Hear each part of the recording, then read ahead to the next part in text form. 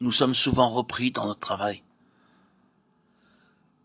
Je pense que vous savez que tous ceux qui servent Dieu ont le désir de toujours mieux faire pour lui. Servir Dieu est une bonne et excellente entreprise. Assez souvent, cela requiert de notre part la souffrance, le sacrifice, se dépenser et être dépensé. Cependant, bien souvent, dans notre service, nous ne parvenons pas à toucher la vie. Au lieu de cela, nous avons le sentiment d'avoir été en contact avec la mort. Nous sommes affaiblis intérieurement et nous sommes intérieurement désapprouvés. À quel moment avons-nous mal agi? C'est lorsque nous avons conçu l'idée de travailler d'une certaine façon pour Dieu, que nous avons faibli intérieurement et que nous avons été repris. Il est tout à fait possible d'être réprimandé aussi sévèrement lorsque nous faisons le bien que lorsque nous faisons le mal. Beaucoup pensent que le Seigneur ne nous corrige que lorsque nous péchons. Permettez-moi de dire que celui qui demeure en nous, bien souvent, nous réprimande aussi lorsque nous faisons de bonnes choses. Car le principe pour Dieu, ce n'est pas l'arbre de la connaissance du bien et du mal, mais celui de l'arbre de la vie. La connaissance du bien et du mal est inadéquate, puisque la finalité est une question de vie. Le jour où quelqu'un mange le fruit de l'arbre de la connaissance du bien et du mal, il meurt. Seul l'arbre de vie est vivant. Il existe deux sortes de vie parmi les enfants de Dieu. L'une est remplie de choses, tandis que l'autre, c'est Christ. En apparence, elles semblent identiques. C'est pourquoi il est extrêmement difficile de percevoir ce qui les différencie. Les deux parlent de l'humilité, de l'amabilité, de l'amour et du pardon. Elles se distinguent avec peine.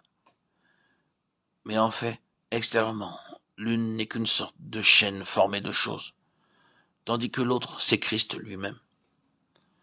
Combien elles peuvent être dissemblables intérieurement. Laissez-moi le déclarer franchement. Si vous possédez des choses, vous n'avez pas besoin de la croix.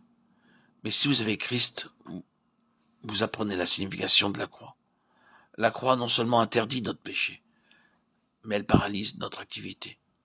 Elle réprime nos actes, tout comme elle règle notre péché. Beaucoup de difficultés surgissent alors. L'enfant de Dieu peut penser que c'est bien s'il fait ce qui est bon, mais sans réaliser que ce qu'il fait de bon demeure une simple chose. Dans la présence de Dieu, la seule issue, c'est Christ. Il est cette bonne chose, car Christ est la vie. S'il demeure silencieux, comment pouvons-nous agir? Nous pouvons facilement apporter des paroles de réconfort, mais s'il ne parle pas, nous n'osons pas parler. Car si nous le faisons, nous toucherons la mort. Et nous serons intérieurement faibles et défaits. Nous pouvons, sans aucun effort, aider les autres pour beaucoup de choses et obtenir la louange des hommes, comme si nous avions un cœur sensible. Mais lorsque nous avons accompli toutes ces choses, nous nous sentons intérieurement déprimés. Pouvons-nous voir la croix? Tout ce que nous pouvons accomplir avec notre bon vouloir ne nécessite pas la croix. Ce n'est que lorsque nous laissons le Seigneur vivre en nous, pour qu'il devienne notre tout, que nous avons besoin de la croix. S'il n'agit pas, comment pouvons-nous agir?